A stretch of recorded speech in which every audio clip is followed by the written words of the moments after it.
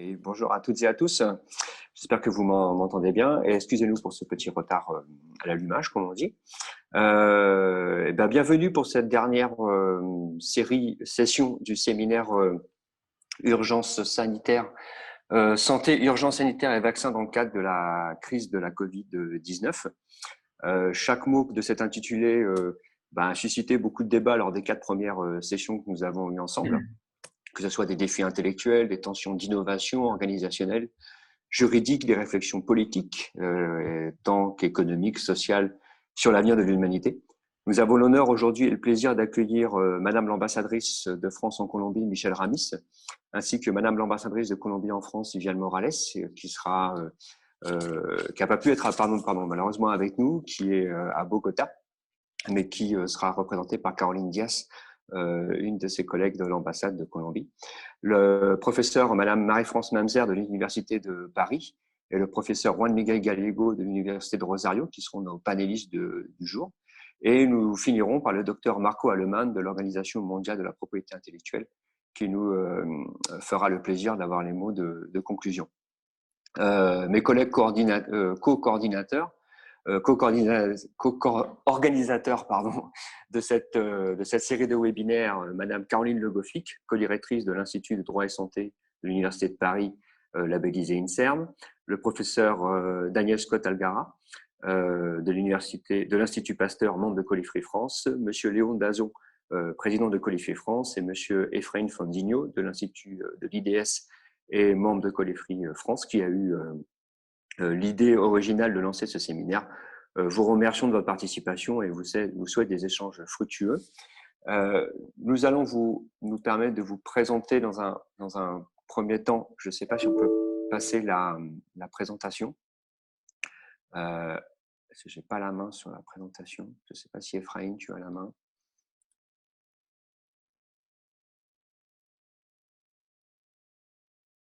Ou Jonathan.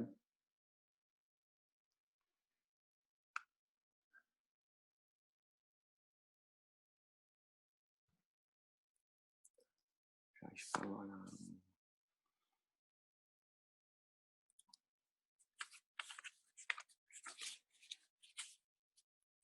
Écoutez, on va le faire en live. C'était pour vous présenter rapidement les objectifs de ce séminaire.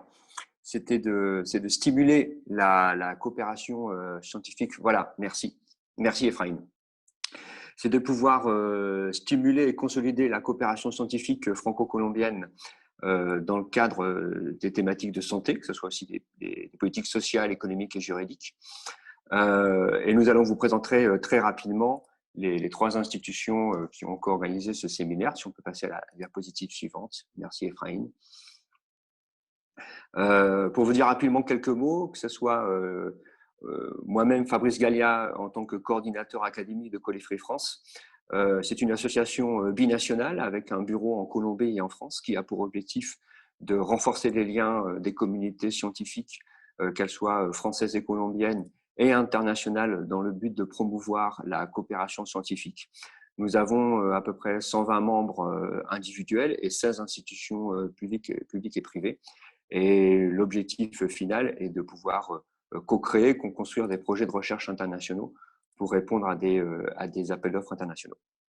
Je cède maintenant la parole à ma collègue Caroline Le Gofflic pour nous présenter l'IDS, l'Institut du droit de la santé. Merci Fabrice, bonjour à tous. Alors je serai très brève, simplement pour vous dire le grand plaisir que j'ai de représenter l'Institut droit et santé aujourd'hui. Alors nous sommes un laboratoire de recherche de l'Université de Paris, dont nous sommes d'ailleurs 2 représentantes aujourd'hui. Je suis ravie de rencontrer virtuellement le professeur Mamzer. Alors nous sommes un laboratoire de recherche en droit, mais pas que, puisque nous sommes en réalité très pluridisciplinaires. Nous travaillons, nous accueillons des médecins, des pharmaciens, des biologistes. Nous travaillons également avec des économistes, des sociologues, des spécialistes d'éthique. Et nous sommes par ailleurs labellisés par l'INSERM, ce qui est une grande fierté pour nous. Nous sommes à ce jour la seule équipe juridique à bénéficier de ce label INSERM. Fabrice, je te rends la parole. Oui, maintenant je vais donner la parole à Daniel Scott Algara pour présenter l'Institut Pasteur. ton micro, Daniel. Éteint, ouais. C'est bon? Là, Oui, c'est bon? Ouais. oui, c'est bon, on t'entend bien. Ouais. Bien, bonjour. Bonjour Fabrice. Merci. Bien, l'Institut Pasteur qui est localisé à Paris, c'est un institut de recherche privé avec comme existe comme une fondation privée avec des buts non lucratifs et qui c'est pas seulement l'Institut Pasteur à Paris, mais c'est aussi un réseau des instituts dans le monde. On est 32 instituts partout, un petit peu partout, en Amérique latine, en Asie, en Europe. Et normalement, nous, on est consacré aux maladies infectieuses, mais pas que ça. Ça veut dire que normalement, il y a aussi des recherches sur les maladies neurologiques, les maladies dégénératives, et que nous recevons par an plus ou moins plus de 1000 étudiants qui viennent de partout et on est très content d'avoir participé à ces séminaires et que nous espérons que nous allons continuer à collaborer dans des séminaires comme celui-ci dans le futur. Merci beaucoup. Merci Daniel. Et pour vous présenter rapidement la genèse et la philosophie de ces webinaires impulsés par Colifri, l'IDS et l'Institut Pasteur. Une première étape qui vient de se dérouler lors des 2 derniers mois, c'est-à-dire vouloir informer, communiquer et rendre visibles et attractives les activités de Colifri, de l'IDS et de l'Institut Pasteur. Mais aussi, comme je l'ai dit en préambule, pouvoir rapprocher et renforcer les liens entre les communautés scientifiques françaises et colombiennes, et bien sûr permettre la réalisation de contacts et de synergies pour des collaborations de recherche internationale. Mais le webinaire n'est qu'une première étape, puisque la seconde étape, si on passe à la slide suivante, merci. Nous avons l'objectif ambitieux de pouvoir proposer des productions scientifiques et de participer au débat public avec en 3 parties, avec l'écriture d'un livre blanc.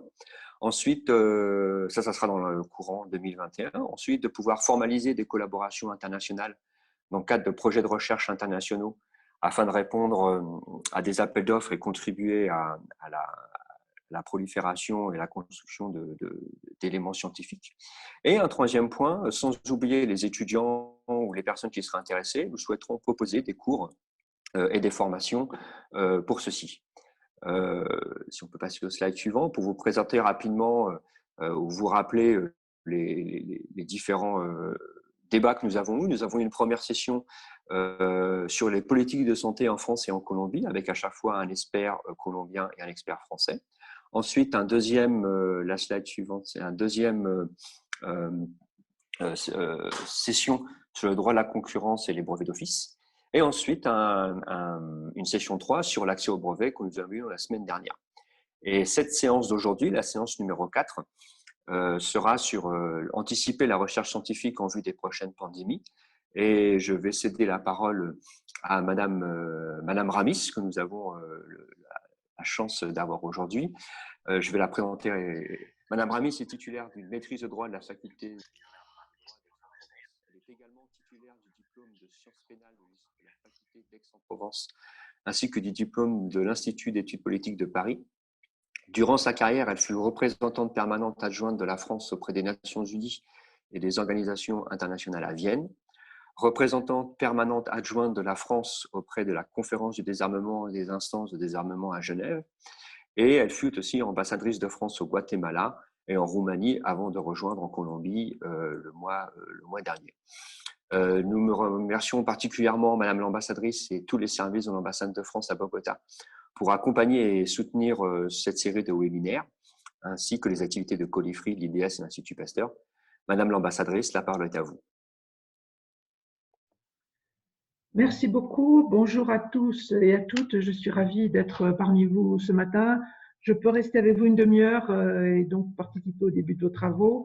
Ce que je voulais d'abord dire, c'est que j'ai commencé ma carrière en Colombie, puisque le CV qu'on vient de vous indiquer, en fait, il y avait des choses avant. Donc, j'ai commencé ma carrière en Colombie, à Bogota, comme troisième secrétaire ici à Bogota.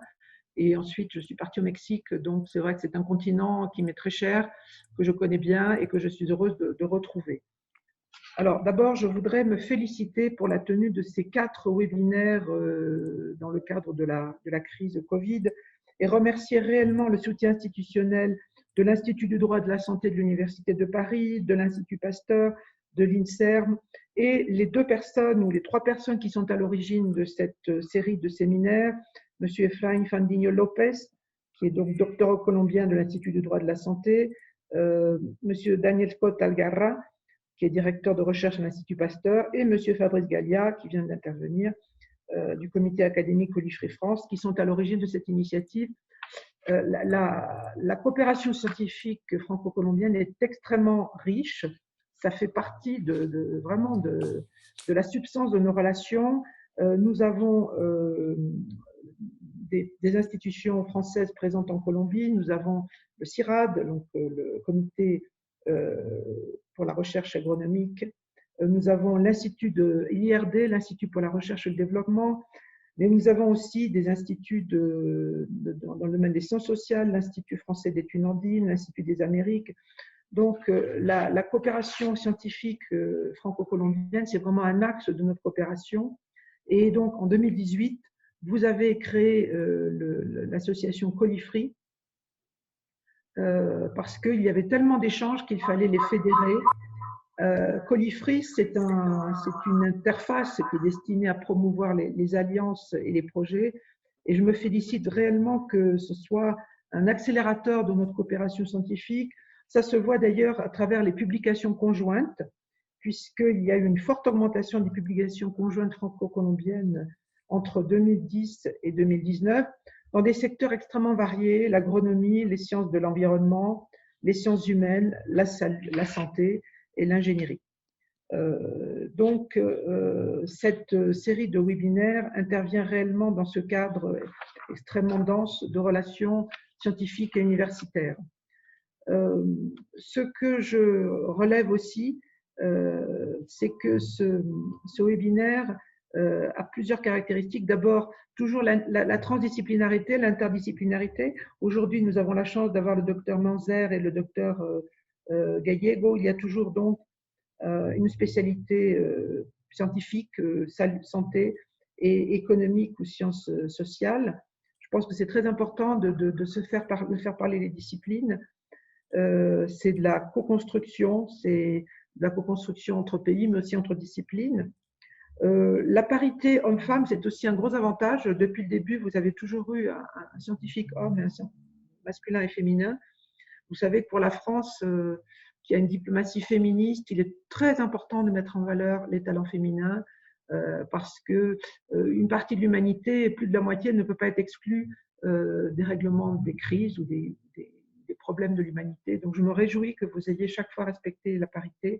La France a une diplomatie féministe, elle essaie toujours de mettre en valeur l'apport des femmes, et surtout dans les sciences, puisque nous voyons que dans le domaine des sciences, il y a souvent un déficit de recrutement féminin.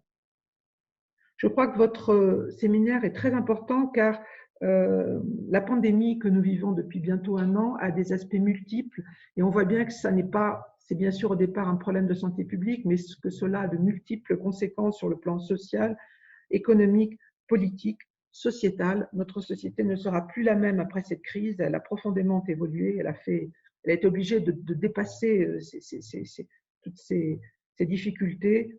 Et donc, il est très important que les différentes disciplines soient représentées au sein de votre panel. Alors moi, je vais écouter, j'espère, au maximum ce que vous allez nous dire. Je crois que les politiques ont réellement besoin de l'apport des scientifiques pour faire face à cette crise inédite que nous n'avions pas prévue, mais pour laquelle nous avons dû réagir en urgence à des facteurs totalement nouveaux. Un virus nouveau, une longévité de la crise, une imprédictibilité. Et nous avons réellement besoin de l'expertise des scientifiques pour aider les gouvernements, les associations et tous les acteurs de la société à réagir et à anticiper. Je constate aussi j'aurais dû en parler avant, qu'il y a une commission internationale des sages qui a été instituée par le gouvernement colombien et qu'y participent 5 scientifiques français, hein, M. Serge Haroche, Mme Isabelle Magnin, Mme Sabrina Speich, M. Stanislas Dehaene et M. Michel Eddy. Donc, l'expertise scientifique française est réellement mise en valeur ici. Je crois qu'il faut vraiment en profiter pour potentialiser nos capacités respectives. Il y a beaucoup aussi, je pense, d'échanges de bonnes pratiques. La Colombie et la France ont traversé la pandémie à des stades différents, en décalage, avec des réactions différentes, des méthodes qui ne sont pas toujours les mêmes, bien qu'elles se rapprochent. Et je crois qu'on a beaucoup aussi à apprendre de l'échange d'expériences. Il faut toujours que les choses soient dans l'interaction et l'échange. Donc, je me réjouis vraiment de vous écouter ce matin. Et je remercie vraiment Colifri, qui est une association qui est une valeur ajoutée énorme dans cette coopération, qui a réussi à structurer la coopération scientifique franco-colombienne, de prendre le lead sur ces questions et de fédérer toutes ces forces et toutes ces énergies. Donc, merci à tous pour cette initiative et j'espère qu'il y en aura d'autres et que nous pourrons profiter de vos conseils, réflexions et recommandations. Donc, félicitations au Dr Manzer et au Dr Gallego et merci de nous apporter votre expertise. Bon séminaire et bonne chance à tous ces échanges.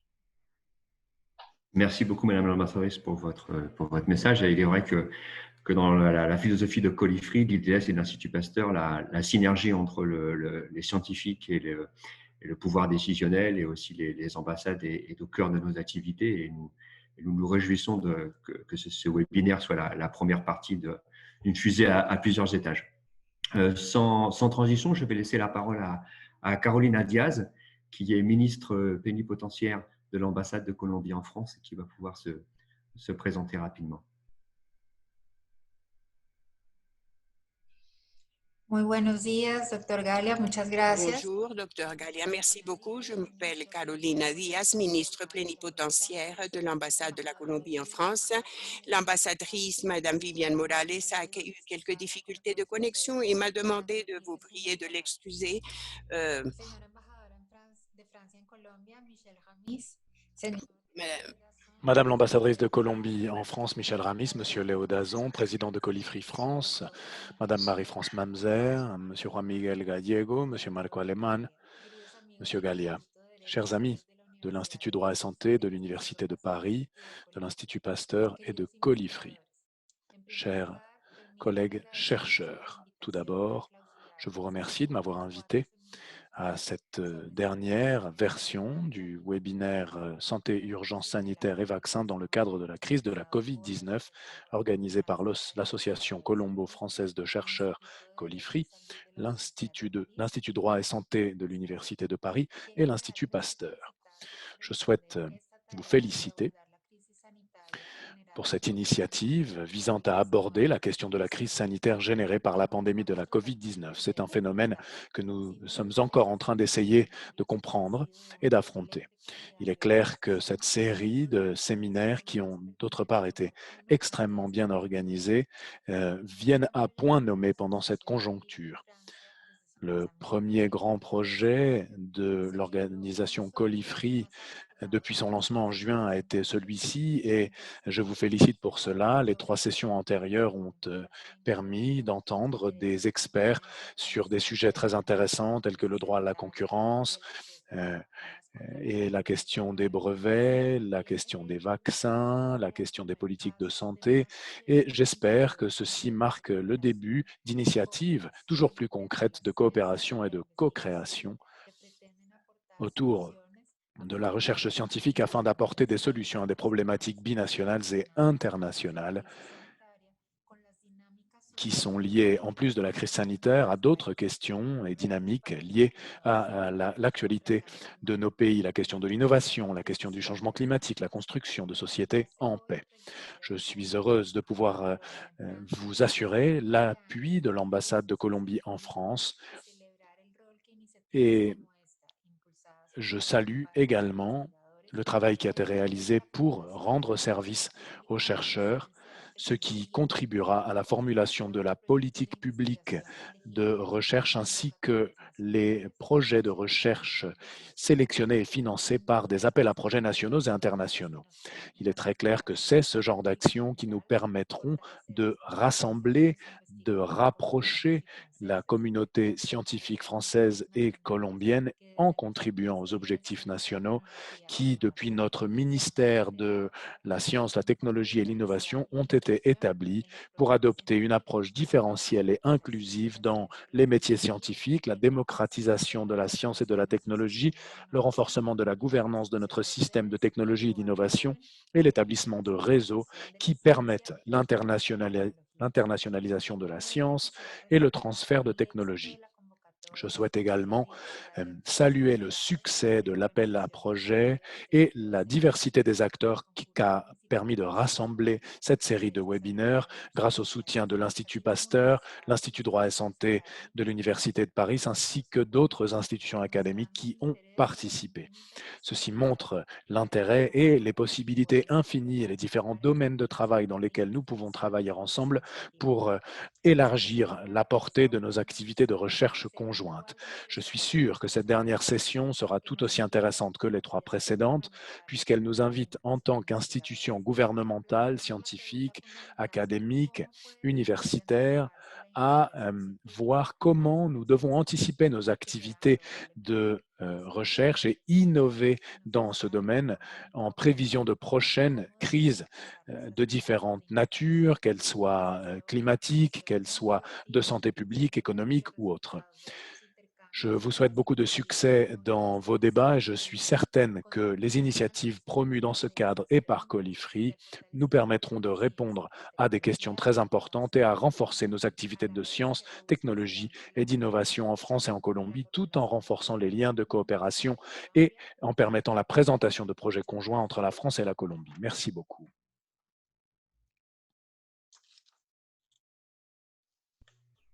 Merci beaucoup, Madame Diaz. Je vois qu'effectivement, les 2 ambassades sont bien alignées par rapport à la coopération scientifique. Et justement, par rapport à comment anticiper la recherche scientifique pour la prochaine pandémie, nous avons avec nous 2 panélistes. Nous allons commencer par le professeur Marie-France Mamzer, qui a un doctorat en éthique médicale et biologique, qui pourra compléter la présentation que je suis en train de faire, qui est professeur d'éthique et de médecine légale à l'Université de Paris et, entre autres activités, responsable de l'unité fonctionnelle d'éthique et de médecine légale à l'hôpital Necker Enfants Malades. Madame Mamzer, je vous laisse la parole et c'est un plaisir de vous accueillir. Merci beaucoup, Monsieur Gallia. Merci aux organisateurs de la confiance qui m'est faite d'avoir l'occasion de m'exprimer devant vous. Alors, c'est vrai, je suis un professeur d'éthique médicale. Je suis un médecin en premier, un médecin néphrologue. Et puis, dans une deuxième partie de carrière, j'ai repris des études d'éthique et de médecine légale pour devenir professeur d'éthique médicale, puisque en France, si on n'est pas philosophe, le seul moyen d'être professeur et d'enseigner officiellement l'éthique médicale, c'est de devenir aussi médecin légiste. Alors bien sûr, je ne vais pas parler en tant que médecin légiste, mais en préambule, j'aimerais vous signaler que le parti que j'ai pris de vous présenter, c'est un point de vue de médecin et chercheur très impliqués dans la recherche et les pratiques translationnelles en santé, puisque j'ai eu la chance de pouvoir créer une équipe de recherche labellisée par l'Université de Paris qui est dédiée aux pratiques translationnelles en santé et qui s'entendent comme trouver le moyen, à partir des besoins des patients et de la société, de mettre en lien les pratiques de recherche du laboratoire sur des questions qui viennent vraiment du terrain pour pouvoir bénéficier de l'éclairage scientifique de l'ensemble des disciplines concernées avant de revenir pour un bénéfice, on l'espère, au profit des malades et de la société. Est-ce que je peux partager mon écran ?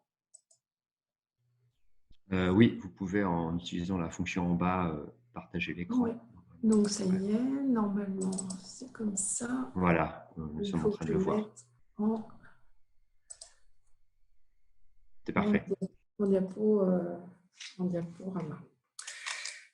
Alors, je n'ai pas de conflit d'intérêt, je n'ai aucun lien avec, en particulier avec l'industrie pharmaceutique, ce qui fait que assez régulièrement, les industriels pharmaceutiques me rappellent que je n'ai donc pas d'intérêt tout court, ce que je ne pense pas être le cas. Par ailleurs, je dirige un master d'éthique, enfin de recherche en éthique, dans lequel j'ai tenu absolument à introduire une unité d'enseignement dédiée entièrement à l'économie de la santé, est traité par un chercheur qui a une formation initiale de philosophe, parce que je pense que c'est important en éthique de pouvoir intégrer les réflexions d'économie de la santé, mais peut-être en ayant un éclairage qui soit un peu plus, enfin en tout cas un peu différent qu'un éclairage purement technique. Je ne vais pas m'étendre sur l'organisation de la recherche en France, parce que d'abord ce ne serait pas très intéressant, et puis qu'en plus ça n'est pas mon domaine. Juste pour vous présenter le fait qu'en France, comme dans beaucoup de pays, mais pas tous, nous avons deux secteurs qui se partagent la recherche, un secteur public financé par l'État français et les collectivités territoriales et un secteur privé, et qu'en réalité, la recherche publique en santé ne peut se développer majoritairement que par l'établissement de partenariats entre le public et le privé, les fonds publics dédiés à la recherche étant contraints comme dans beaucoup de pays. Et ce qui m'intéresse moi plus, et ce sur quoi je vais discuter avec vous et le terrain sur lequel je vais vous emmener, c'est le terrain de la régulation de la recherche en santé en France, pour vous montrer comment, à l'occasion de la crise sanitaire que nous sommes encore en train de vivre, le dispositif considéré comme très lourd, très parfois poussiéreux, en tout cas très administratif français, a pu s'adapter, vraisemblablement parce qu'il avait été finalement pas si mal réfléchi que ça en amont, quand bien même il y a encore, des progrès à faire, c'est évident. Alors, la régulation en France, comme toujours, elle passe évidemment par le financement, ce qui n'est pas neutre. Ensuite, nous avons un dispositif législatif et réglementaire très complexe, mais un système de régulation qui permet clairement la répartition des responsabilités sur plusieurs niveaux, ce qui fait que quand on s'engage soit à proposer, soit à mettre en œuvre une recherche en santé dans le champ de la recherche qui est régulé par nos lois, chacun sait à quel niveau de responsabilité il s'engage. Nos lois qui concernent directement la recherche sont au nombre de 3. La loi Jardé, qui est plus spécifiquement la loi relative aux pratiques de recherche impliquant la personne humaine.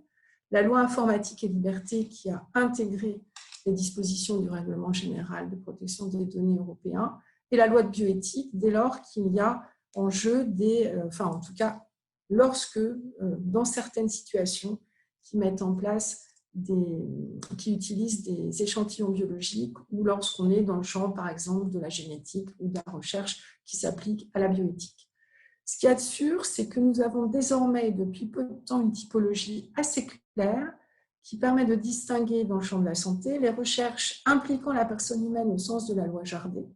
Et ça n'est pas intuitif que de comprendre ce qui se cache dedans. C'est le champ de la recherche régulé par nos lois. C'est le champ de la recherche dans lequel nous allons trouver notamment les recherches interventionnelles à risque dans lesquelles s'inscrivent les essais cliniques. Et puis un autre champ, qui est le champ de la recherche n'impliquant pas la personne humaine et dont la régulation et la répartition des responsabilités est un peu moins précis. C'est comme ça que j'ai choisi de le qualifier. Donc, au total, on a un dispositif de régulation qui apparaît comme ça lourd, qui n'est que partiel et qui, pourtant, me semble-t-il, a réussi à se mettre en branle.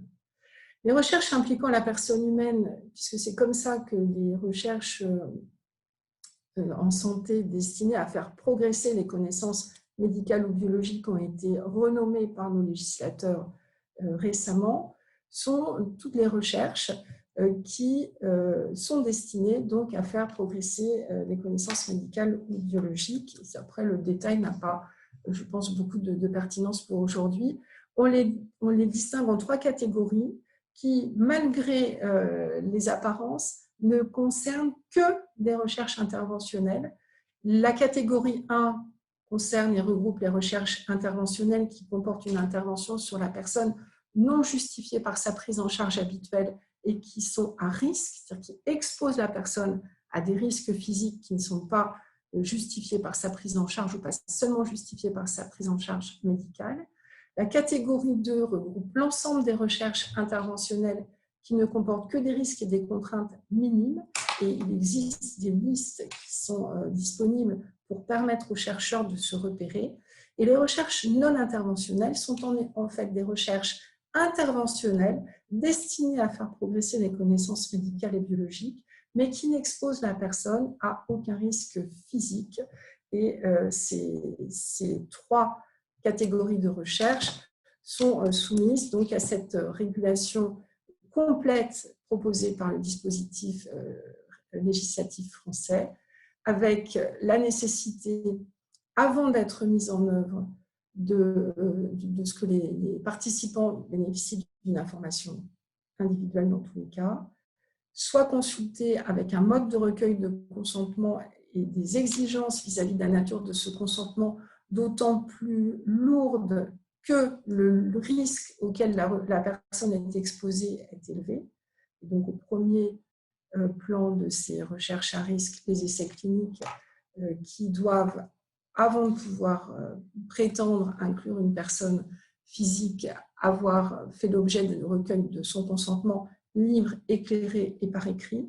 Dans tous les cas, dès lors qu'on est dans une recherche impliquant la personne humaine, l'avis d'un comité de protection des personnes qui sont nos comités d'éthique de la recherche officiels français est obligatoire avant le démarrage de la recherche. Et pour les recherches qui présentent un risque, il y a la nécessité, avant de démarrer la recherche, de mettre en place une assurance obligatoire qui présente donc un coût particulier qu'il faut prévoir dans la recherche. Je vous ai dit qu'il était indispensable d'avoir l'avis d'un comité de protection des personnes. Cet avis, même s'il est favorable, ne dispense pas par ailleurs des formalités de déclaration à la CNIL et donc ne dispense pas les chercheurs de procéder à ce qui les oblige du fait du règlement général de protection des données européen. Et par ailleurs, pour les recherches les plus à risque, il y a une autorisation qui va être délivrée par l'autorité compétente, qui en l'occurrence est l'Agence nationale de sécurité du médicament, qui peut être consultée soit en parallèle d'un comité de protection des personnes, soit dans une démarche qui est l'un puis l'autre, mais qui, de toute façon, pour ces recherches-là, va être l'instance qui va autoriser officiellement ces recherches.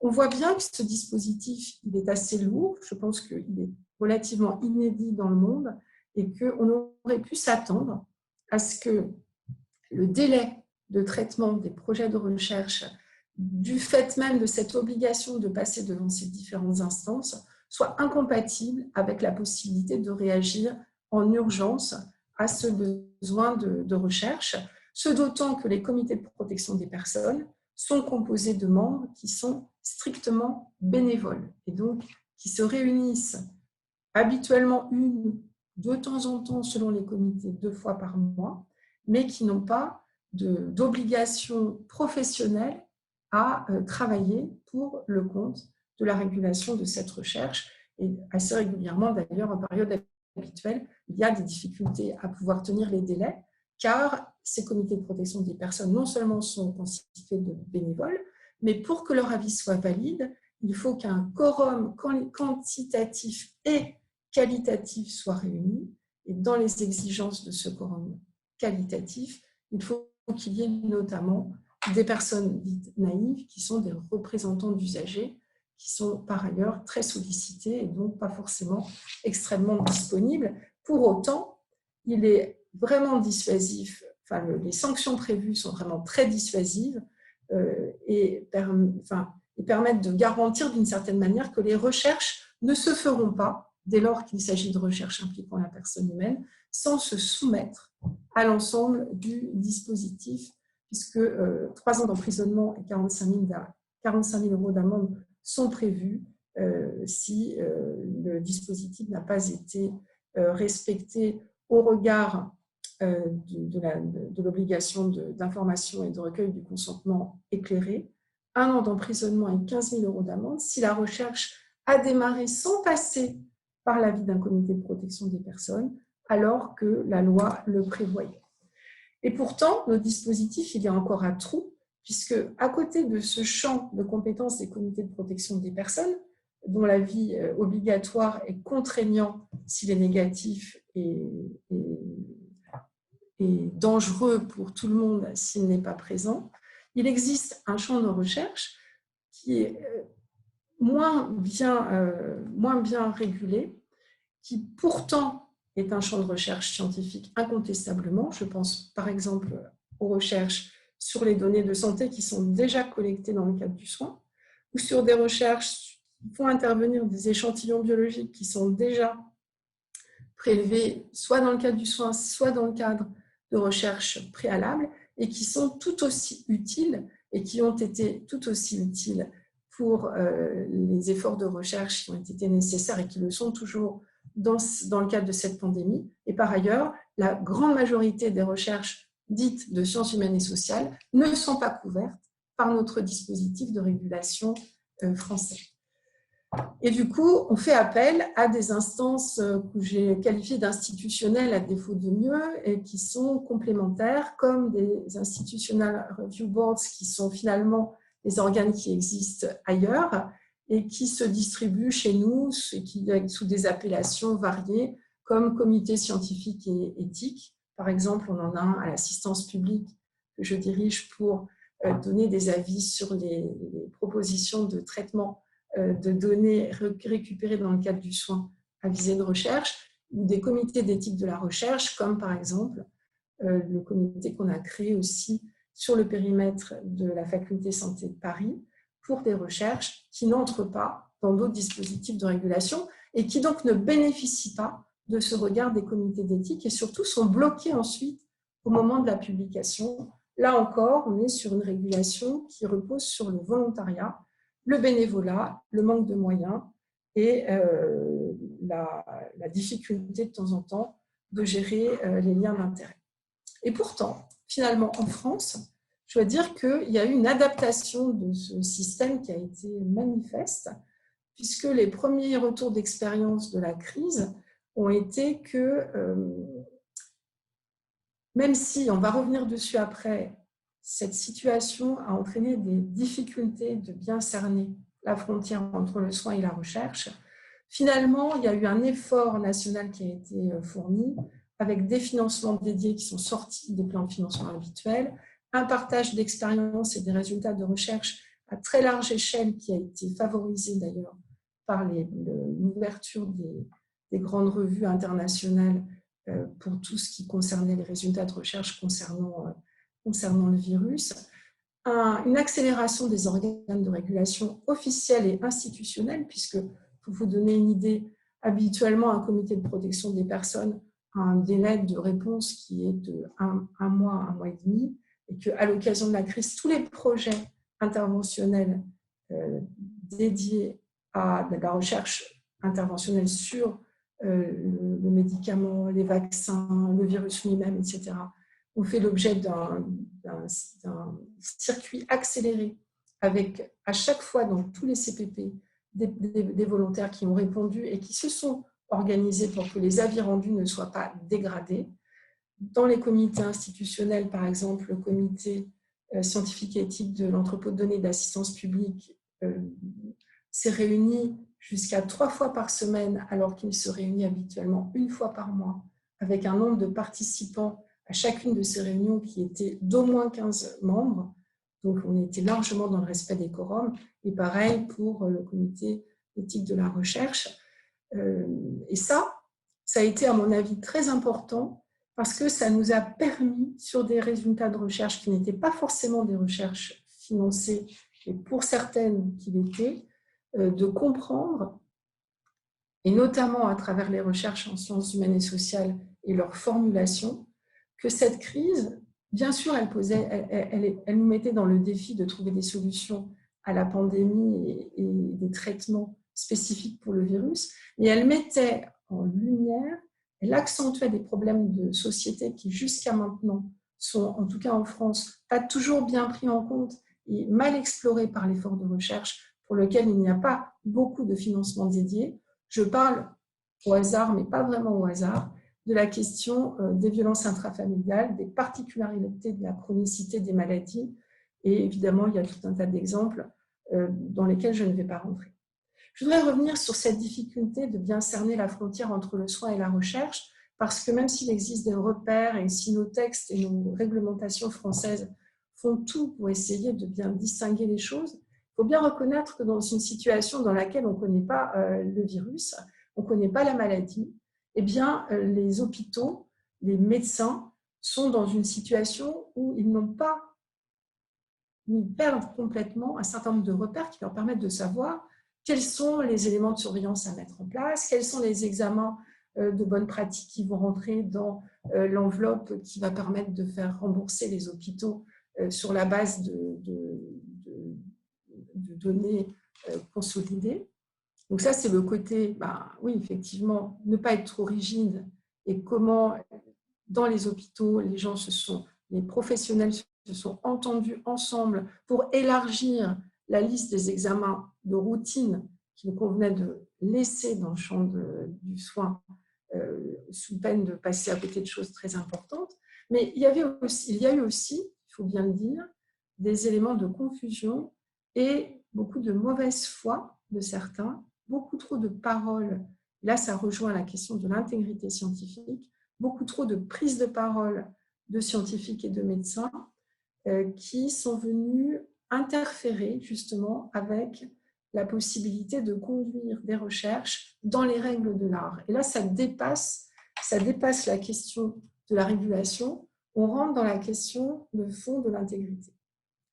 Et alors que l'impact direct de la crise sanitaire sur les pratiques hospitalières lors de la première vague que j'ai constatée moi avec ma casquette de soignante dans les hôpitaux de l'assistance publique dans lesquels je travaille a été majeur, avec un effort vraiment, enfin déjà un malaise énorme, un effort considérable pour comprendre et accepter les mesures de santé publique qui nous ont été imposées, bien sûr, par le gouvernement, avec une coordination régionale, avec une déclinaison et une gestion locale par des cellules de crise, ce qui remettait complètement en cause nos organisations habituelles.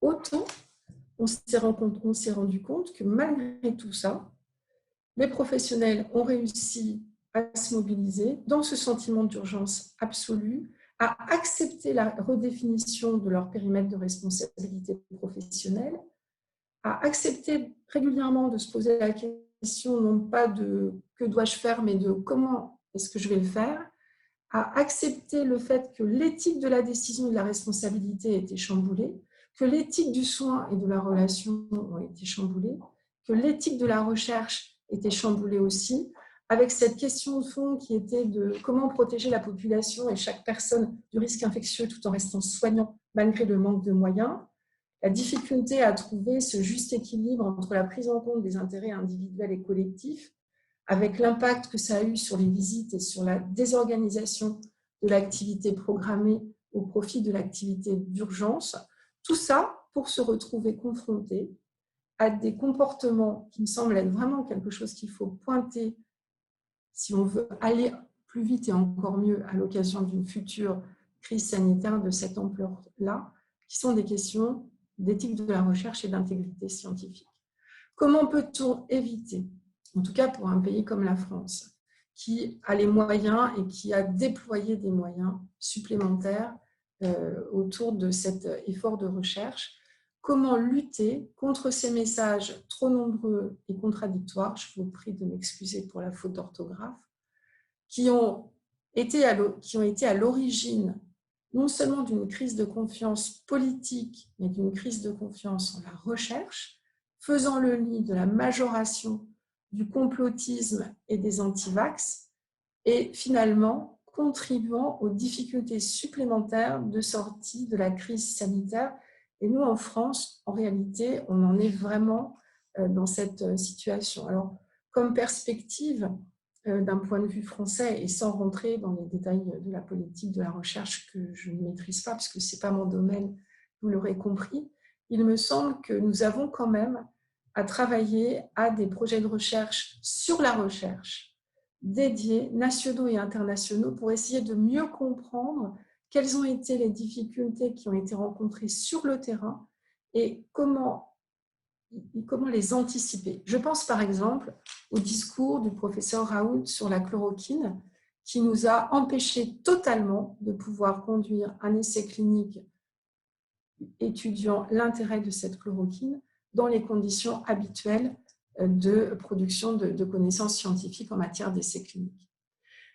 Il faudra donc, je pense, essayer de voir comment on peut identifier les formes que prennent en compte les divers manquements à l'intégrité scientifique pour pouvoir mieux les anticiper. Donc ça veut dire qu'il faut des cours, il faut des formations, il faut des instances et il faut penser à des sanctions, car aujourd'hui, il n'y a pas de sanctions, il n'y a pas de procédure prévue pour sanctionner ce genre de dérapage-là. Peut-être qu'il faut aussi réfléchir à une indépendance de la recherche par rapport au secteur privé, car on voit que tous ces industriels qui ont fait des efforts et qui ont investi dans la recherche et qui ont investi beaucoup d'argent ont par ailleurs un énorme besoin de mettre sur le marché des produits rapidement. Ça tombe bien, ça répond en plus à une demande de la société et on se retrouve encore plus qu'avant, je dirais, dans une situation où un certain nombre de verrous de commercialisation, qui s'opposent à une commercialisation précoce des produits ont sauté. Et donc là, il y a peut-être à revoir aussi comment ne pas céder à la panique et rester dans une forme de rigueur qui nous permette à la fois de ne pas dépenser trop d'argent pour rien et en même temps de mieux protéger nos citoyens.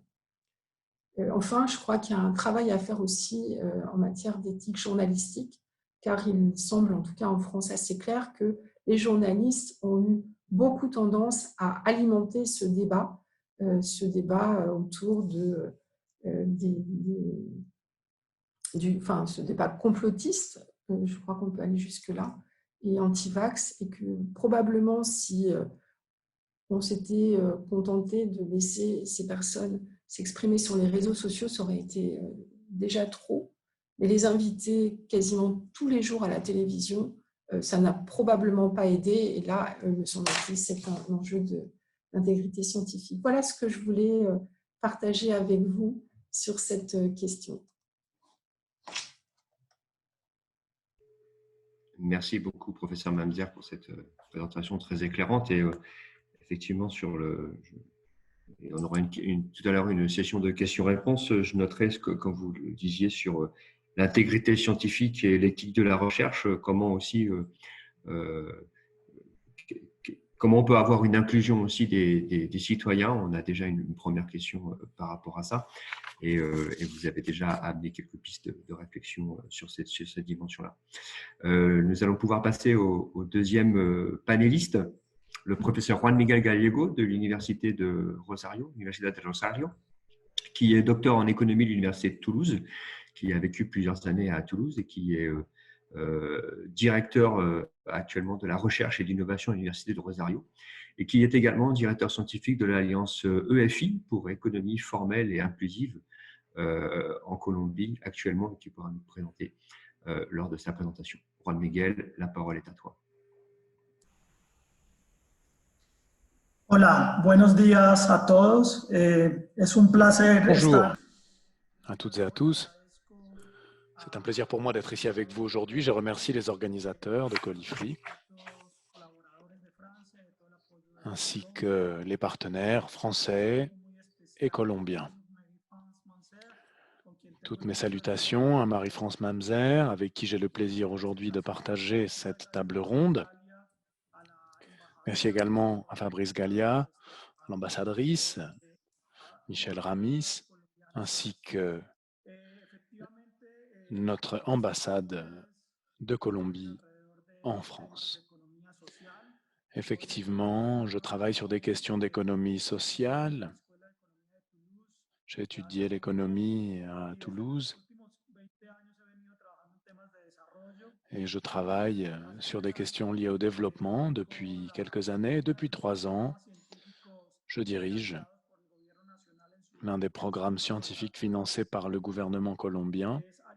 Dans le cadre du programme Colombie scientifique, il s'agit de l'Alliance pour l'économie formelle et inclusive, EFI, qui vise à diagnostiquer et présenter des solutions sur cet aspect qui a pris une signification toute particulière pendant la pandémie. Et je veux parler de l'informalité dans le secteur économique et les inégalités économiques en Colombie. Aujourd'hui, je vous parle aussi avec le chapeau de directeur de recherche et d'innovation de l'Université du Rosario à Bogota. Et on m'a demandé de parler des différents défis auxquels fait face la recherche en Colombie. Eh bien, voici certains des défis qui sont les nôtres aujourd'hui. Et peut-être, je commencerai par en mentionner quelques-uns. Je ne sais pas si cette pandémie et peut-être les autres qui suivront seront de la même virulence que celle-ci, mais je pense que ces axes sont quand même utiles. Je commencerai par vous parler de la recherche en Colombie, à l'Université du Rosario en particulier, puisque je la connais très bien. Deuxièmement, les défis nationaux en matière de recherche post-pandémie. Et je ne veux pas parler seulement de défis éthiques tels que ceux que vient de nous présenter Marie-France, qui sont de grande importance, mais également d'autres types de défis. Et troisièmement, des opportunités qui pourraient peut-être nous permettre de tracer une feuille de route pour répondre aux besoins qui seront ceux de la Colombie à l'avenir en la matière. Concernant la recherche et les résultats de la recherche en Colombie, voici quelques indicateurs qui sont assez communs, les indicateurs de Scopus, qui sont des indicateurs importants en matière de nombre de publications et les citations de ces publications. Et on voit en Colombie que c'est le domaine de la médecine et des sciences de la santé qui chapeaute le dynamisme de la recherche en Colombie. Nous avons beaucoup de capacités existantes en Colombie sur ce point, ce qui nous a permis de résister tant bien que mal aux difficultés de la pandémie. Il y a d'autres domaines en croissance, la biologie, la microbiologie, l'immunologie, mais nous avons encore des difficultés en matière de capacité pour pouvoir croître à l'avenir sur ces questions. À droite, vous verrez que même si nos chiffres concernant la publication scientifique a augmenté, le niveau de citation s'est malheureusement réduit. Vous le voyez en bas à droite. Il faut peut-être accompagner la croissance quantitative par une croissance qualitative afin d'assurer que nos productions scientifiques puissent circuler au niveau national et international. Comment l'Université du Rosario se place-t-elle dans cette vue d'ensemble? Eh bien, vous voyez en haut les domaines de recherche de l'Université du Rosaire entre 2012 et 2015. La médecine reste le domaine le plus productif en matière de production scientifique, donc. Et ceci nous a rendu service, bien sûr, au cours des dernières années en matière de visibilité, mais il existe bien sûr d'autres domaines dans lesquels nous sommes actifs grâce à différentes stratégies de formation dans différents domaines qui nous ont permis pour la période 2016-2020 d'élargir encore un peu plus notre gamme de sujets de recherche qui est aujourd'hui l'une des plus variées du monde universitaire colombien. L'on remarque en particulier une croissance importante en matière de sciences de la vie, ingénierie, sciences du système Terre, agriculture, biochimie et bien sûr les sciences sociales. Nous avons une vocation de recherche en sciences de la santé, médecine, mais bien sûr, les sciences sociales sont également un point fort de notre université et ceci continuera à grandir. Alors, en lien avec cette recherche de qualité, nous avons déployé des efforts visant à nous assurer que ces publications circulent dans les quartiles les plus importants des différentes disciplines. Plus de la moitié de nos productions se trouvent dans le quartile Q1, ce qui est bien sûr un indicateur positif, mais il nous faut continuer à travailler dans ce sens. En matière d'internationalisation, eh bien, c'est un indicateur qui est très variable en fonction des universités au niveau national, mais l'Université du Rosaire, je dois le dire, se distingue dans ce domaine. Notre production scientifique, pour au moins la moitié, est écrite avec des co-auteurs étrangers. Nous concevons également de nombreux projets de collaboration scientifique qui s'orientent principalement vers l'Amérique du Nord et l'Europe, mais pas seulement, puisqu'aujourd'hui, les partenariats et la coopération scientifique se donnent au niveau sud-sud, mais aussi à l'intérieur de notre propre région. Normalement, les étapes de développement de la Colombie en matière de recherche se tourne toujours en priorité vers l'Europe et les États-Unis, mais nous avons fait des efforts conscients, volontaires, d'ouverture de réseaux au-delà de ces deux continents, au Brésil, en Argentine, au Chili, par exemple, dans notre propre région, pour pouvoir renforcer les capacités de recherche dans notre région, ce qui est de grande importance, en particulier à l'occasion de crises comme celle que nous traversons actuellement. Alors, justement, puisque nous parlons de cette pandémie,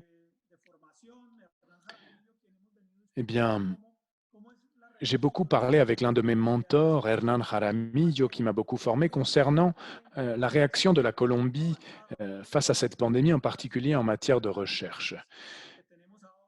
Nous savons que la science va jouer un rôle fondamental pour nous sortir de cette crise, puisqu'elle nous permettra de comprendre et de résoudre cette pandémie qui est d'une ampleur sans précédent. C'est pourquoi il va nous falloir explorer des voies peut-être inconnues, marquées par une certaine incertitude, ce qui représente une série de pressions éthiques, bien sûr, comme l'a souligné Marie-France. Et ceci nous permettrait peut-être d'obtenir une solution pharmacologique nouvelle, telle que le montrent les dernières évolutions de la recherche sur le vaccin, et peut-être que ceci peut représenter certains risques, mais cela permettra aussi, je pense, grâce à l'application de la science, d'obtenir de nouveaux traitements et peut-être d'ouvrir de nouvelles voies d'application pour les sciences fondamentales. Et je pense que c'est important de reconnaître les sciences fondamentales dans leur capacité de résoudre des crises telles que celle-ci. Et lorsque nous faisons face à des pressions de politique publique, nous tendons à oublier l'importance des sciences fondamentales et l'importance de l'investissement dans ce domaine est plus que jamais pertinent aujourd'hui. Les universités, en général, étaient préparées d'une certaine manière. Les universités publiques ou privées, très impliquées dans la recherche, ont répondu à l'appel du gouvernement national. Elles ont activé, mis en mouvement leurs laboratoires pour pouvoir aider le personnel de santé à constituer un réseau de lutte contre la pandémie de coronavirus. Elles ont commencé à mobiliser leurs capacités de recherche. L'Université du Rosario, par exemple, a activé une première ligne de réaction, de riposte immédiate à travers la mise en mouvement de nos laboratoires sur cette question pour pouvoir renforcer la capacité de test en Colombie notamment et établir un suivi du virus. Mais nous avons également mobilisé nos chercheurs de sciences fondamentales pour permettre d'identifier la séquence du virus, comprendre quels étaient les groupes de population les plus vulnérables. Nous avons notamment fait des recherches très intéressantes sur l'impact de la pandémie sur les populations autochtones. Et nous avons travaillé aussi avec la faculté de sciences naturelles pour voir les questions liées aux zoonoses. Nous avons également travaillé avec le professeur Aldana qui vise à établir des protocoles de prise en charge, etc. Et bien entendu, nous n'avons pas travaillé seulement dans le domaine de la médecine et des sciences de la vie, mais aussi dans le domaine des sciences économiques, la compréhension des problèmes qu'impliquaient les mesures de confinement, la tension économique sur notre système, la pression socio-économique sur notre système de santé, un suivi de la mise en œuvre des programmes de relance, de soutien aux différents secteurs économiques, également une série de conseils et d'accompagnement du gouvernement national et des gouvernements locaux pour pouvoir concevoir du mieux possible les aides qui allaient être proposées, identifier les populations non identifiées qui vivent dans des zones éloignées, par exemple. Nous avons par la suite mis en œuvre une deuxième étape liée vraiment à la réactivation de l'économie, la relance de l'économie et de la société, et les activités de recherche dans ce domaine. Je pense donc que les universités étaient prêtes. Le gouvernement de Colombie s'est appuyé sur les universités et je pense qu'il en retirera un apprentissage important, c'est-à-dire reconnaître que les scientifiques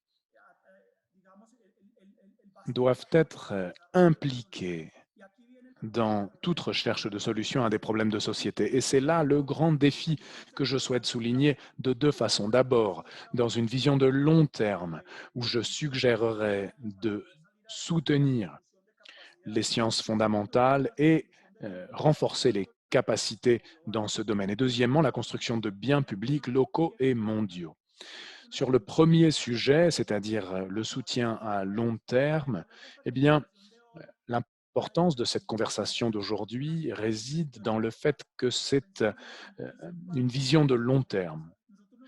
Anticiper les pandémies futures, eh bien, c'est aussi souligner l'incertitude. Nous ne savons pas si ces pandémies arriveront dans 5 ans, dans 10 ans, dans 15 ans. C'est donc une vision de long terme. Et il faut pour cela soutenir, semer, jeter les bases de la science fondamentale. Les universités ont démontré que le pays disposait de capacités scientifiques considérables, mais ces capacités scientifiques doivent être entretenues. Les coûts sont croissants pour ce faire, bien sûr, et les décideurs et la société elle-même doit le comprendre. Pourquoi? Parce que comprendre et résoudre des problèmes complexes et dynamiques tels que le coronavirus implique des capacités interdisciplinaires.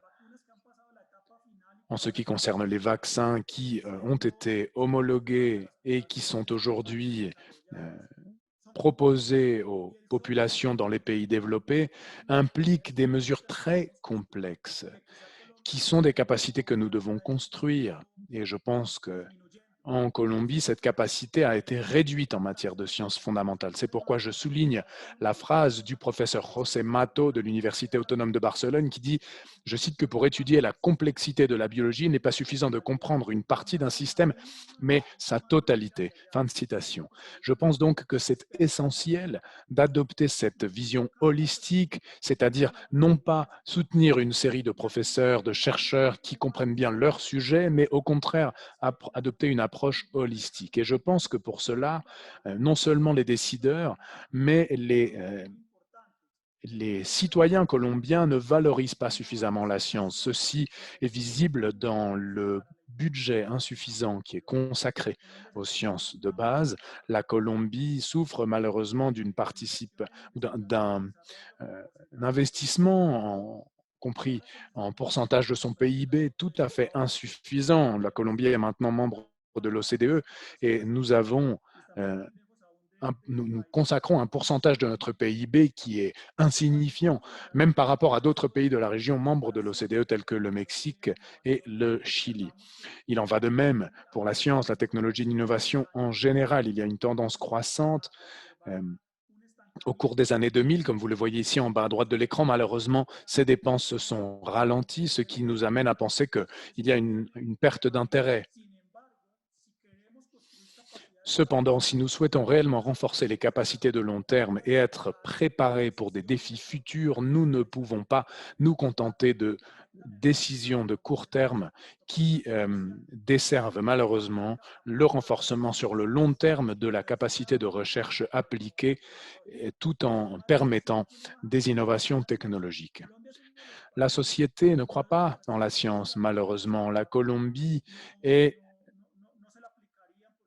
l'un des pays du monde où les opinions anti-vaccins, comme le soulignait Marie-France, est les plus importantes de la région. Il y a même parfois assez peu de confiance de la part de la population dans les recommandations des scientifiques. Deuxièmement, sur cette vision de long terme également, je soulignais donc l'importance de renforcer les capacités de nos instituts, de nos centres de recherche, de nos groupes de recherche, intégrer le monde, ou intégrer ces différents instituts, groupes et centres au monde de la recherche, qui est toujours un monde qui aborde des questions complexes, et ceci requiert des efforts.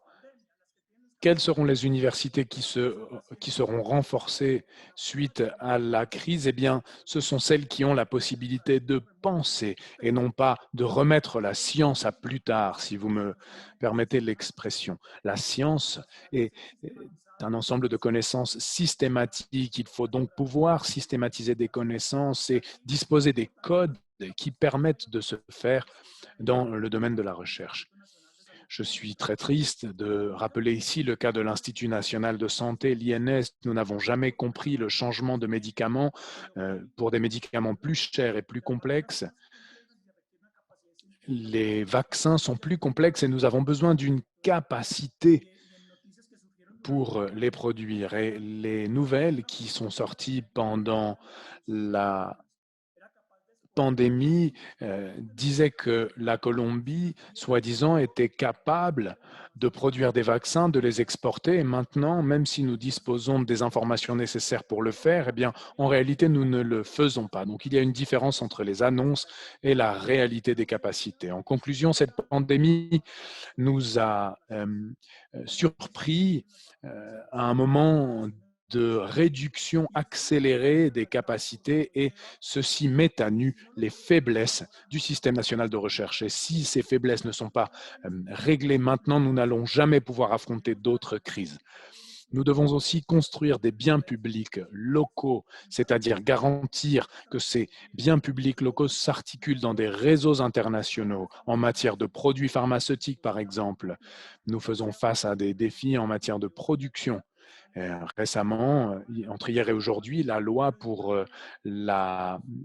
sur les vaccins contre la COVID-19 en Colombie a été adoptée, mais nous sommes malheureusement dans le 3e ou le 4e groupe de destinataires possibles de ces virus, et ceci ne permettra pas donc d'apporter une solution en matière de traitement à la pandémie rapidement.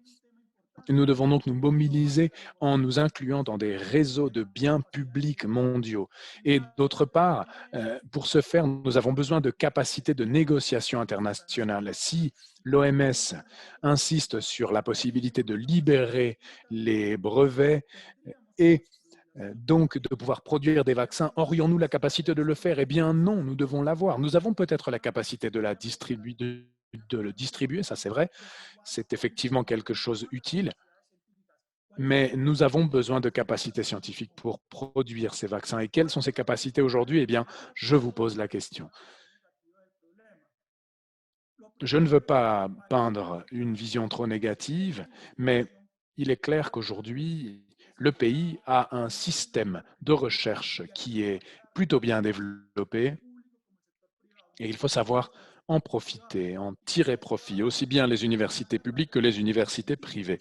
C'est pourquoi il faut promouvoir des alliances avec des écosystèmes scientifiques, promouvoir la coopération institutionnelle, profiter de la mission internationale de SAGE, comme l'a souligné l'ambassadrice de France en Colombie, Michel Ramis, et comprendre aussi l'impact de ces liens de coopération internationale sur les produits de recherche. Alors, qu'est-ce que c'est Colombia Científica? Eh bien, c'est un programme scientifique qui vise à rapprocher le secteur public du secteur privé pour pouvoir établir des programmes de recherche sur plusieurs années qui requièrent des investissements et permettent de régler des problèmes structurels du pays. L'exemple que je voulais souligner, par exemple, le point relatif à la société qui nous permettent de comprendre, par exemple, la question de l'inégalité et l'informalité, ainsi que le défi de l'inclusion sociale qui est réellement mis à jour pendant la pandémie. Et ceci nous permet d'aborder les différents niveaux de développement dans différentes régions et le besoin de développement des capacités en matière de recherche et de recherche formative dans différentes régions de Colombie. Nous travaillons avec des partenaires internationaux tels que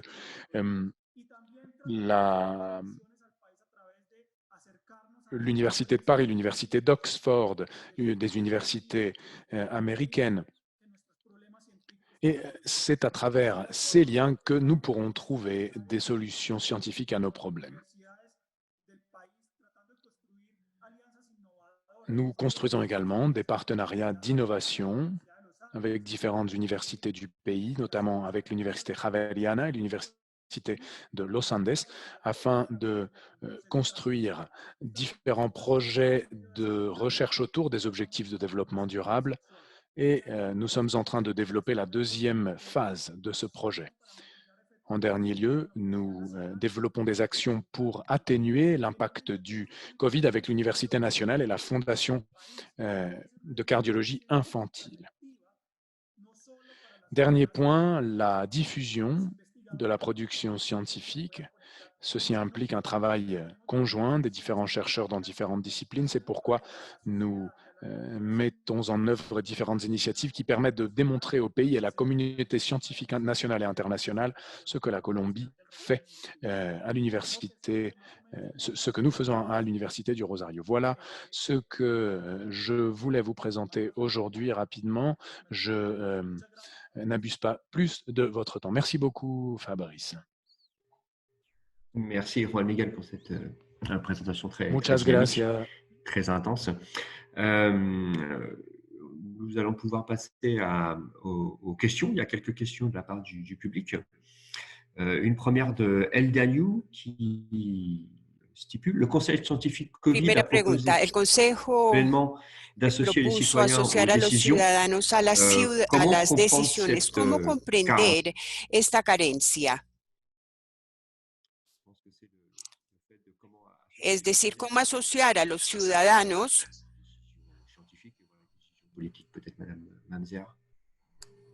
Je pense que c'est une question qui concerne l'attitude française, le Conseil scientifique français. Moi, ce que je constate, c'est qu'il y a eu une première vague qui a pris tout le monde de court, qui a paniqué vraiment l'ensemble des décideurs, des médecins, des chercheurs, et des efforts de recherche qui ont été faits par les équipes, notamment de sciences humaines et sociales, pour aller à la rencontre des citoyens et des personnes qui acceptaient de participer à ces recherches pour expliquer leur vécu, leurs difficultés, etc. Mais que personne n'a osé à ce moment-là faire intervenir et faire se déplacer des citoyens, y compris dans les lieux comme les hôpitaux publics, dans lesquels il existe de façon organisée, comment dirais-je, institutionnalisée, des usagers qui sont présents et qui font partie des conseils de surveillance, des conseils tout court. Pourquoi? Parce que tout le monde a eu peur, en fait, aussi de prendre la responsabilité d'exposer ces citoyens qui, comme tous les autres citoyens, étaient confinés chez eux, à une majoration du risque d'attraper ce virus. Il me semble qu'à l'occasion de la fin de cette première vague qui a été terrible en France comme beaucoup d'autres pays, les citoyens ont pris une place un peu plus grande, leurs voix sont réentendues, ils ont réussi à se restructurer, ils ont réinvesti en particulier les hôpitaux. Et je crois que ça, c'est quelque chose sur lequel on est en train de travailler pour que ça ne soit plus jamais le cas, que d'avoir cette attitude un peu paternelle, ce qui consiste à dire tous ceux qui ne sont pas professionnels restent de côté, puisque en fait, chacun d'entre nous est quand même capable de prendre ses décisions et de choisir de prendre le petit risque ou le grand risque. Et à l'époque, franchement, on ne savait pas s'il était petit ou grand, de continuer de se déplacer pour tenir son rang de citoyen dans ces débats-là. Merci beaucoup pour cet éclairage. Peut-être Juan Miguel nous éclairer sur les expériences en Colombie justement d'inclusion des citoyens dans des décisions ou peut-être dans des comités de décision incluant des scientifiques d'une part et des instances décisionnelles.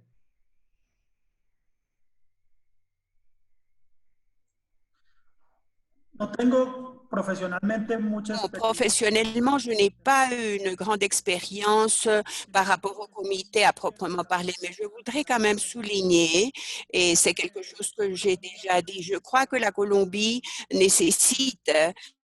a besoin d'un effort de fonds substantiel pour que les citoyens soient sensibilisés aux politiques, qu'ils connaissent davantage les politiques sanitaires, les politiques de santé, n'est-ce pas, qu'implique une crise du type de celle que nous vivons et que pour cela, il faut un fondement scientifique. Tout cela est important pour éviter des risques, justement.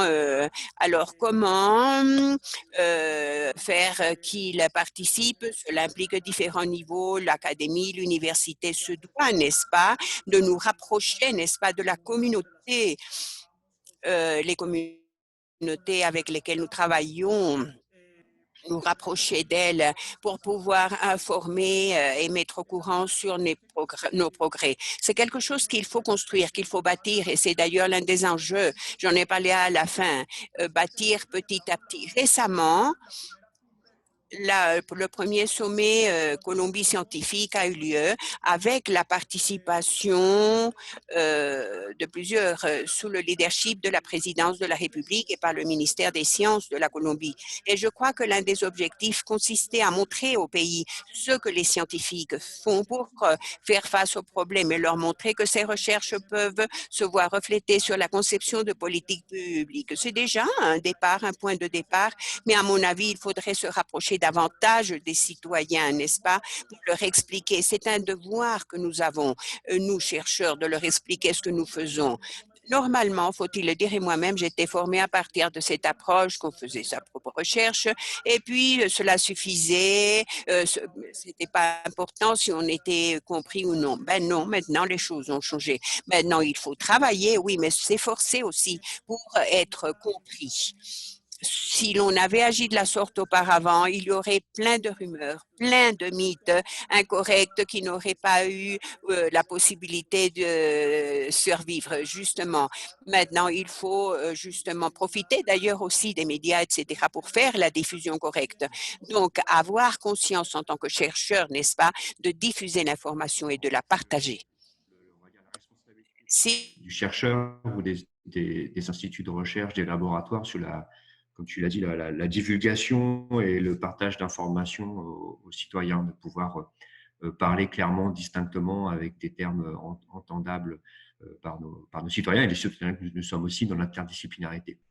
Une question aussi sur aussi de El Dianou sur éthique déontologie pour les scientifiques et les médecins auprès des médias. Comment conjuguer ces termes avec la liberté d'expression de tout un chacun. Liberté d'expression, je pense, des citoyens. Je pense qu'il y a…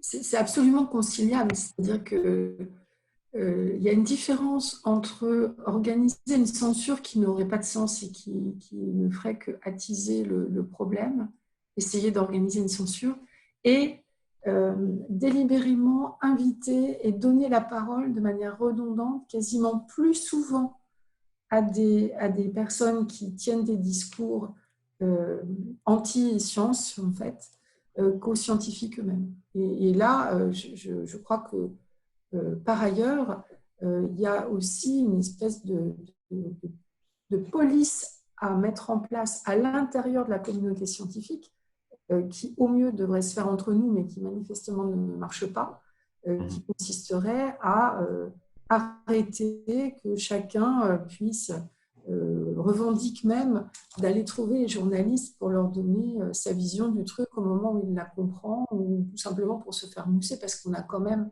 quelquefois des collègues qui sortent de leurs réserves et qui s'expriment non plus en tant que scientifiques, mais en tant que penseurs, voire gourous. Donc moi, je pense que c'est vraiment… ça n'a rien à voir avec la préservation de la liberté d'expression. Bien sûr que chacun est en droit, et je fais partie de ces gens qui considèrent que cette liberté d'expression est importante. En revanche, quand on s'exprime, il faut dire et être capable de dire honnêtement de quelle place on s'exprime. Et donc ne pas accepter de prendre la parole en tant que scientifique si on y va pour donner son opinion. Et ne pas accepter, à l'inverse, de donner une opinion scientifique ou un point de vue scientifique quand on n'a pas les outils de compréhension et quand on ne maîtrise pas la science, parce qu'on voit les choses dans les deux sens. Et encore une fois, ça n'a rien à voir avec la liberté d'opinion et d'expression.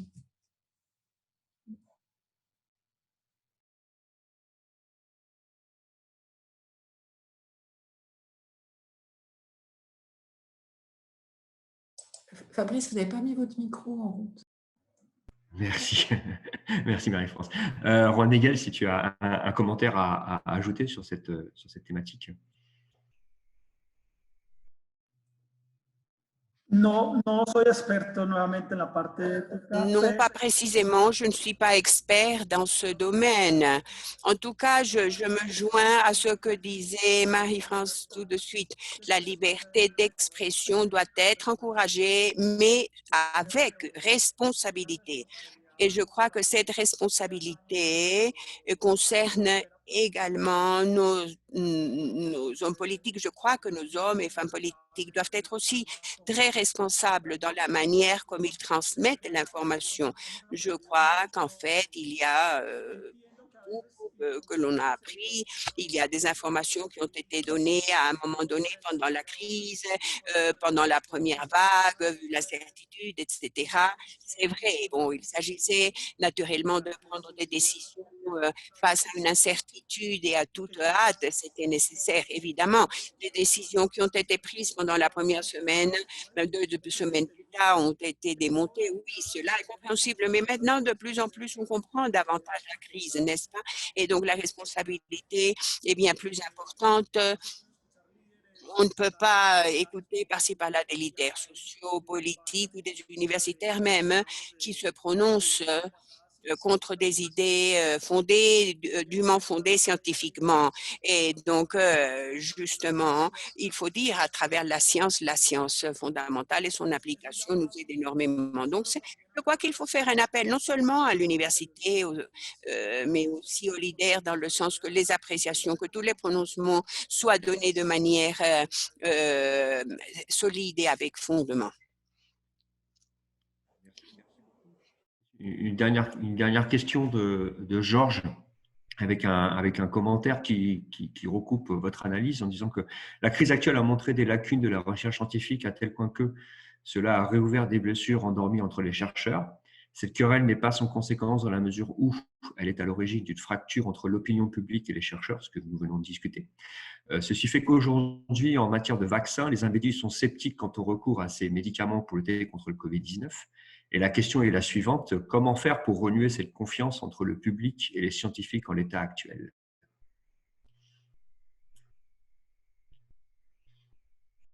Je veux bien me lancer. Je crois qu'il y a une vraie piste qui consiste à établir des partenariats avec des citoyens dès le lancement des programmes de recherche et à leur permettre d'entrer aussi dans les espaces dans lesquels on discute les projets, les questions de recherche, la manière dont on va ensuite, avec beaucoup de rigueur, produire des résultats scientifiques avant de les communiquer. Parce que cette forme de transparence par la participation et par le partenariat me semble quelque chose qu'on ne peut pas remplacer par une information qui descendrait ou qui arriverait comme ça, ou par une communication dont on sait très bien qu'elle peut être manipulatoire. Je pense que le seul moyen de redonner cette confiance, c'est d'ouvrir nos laboratoires aux citoyens et d'accepter de travailler avec eux sur des questions qui sont aussi des questions qui les concernent autant que nous et qui permettraient peut-être d'ailleurs sans doute d'aller vers des questions plus complexes et peut-être plus difficiles à résoudre, mais d'emblée plus complexes. Et voilà. Moi, je pense que c'est ça, le partenariat, l'ouverture de la recherche à cette participation citoyenne. Merci beaucoup. Juan Miguel, peut-être pour ton expertise de la Colombie.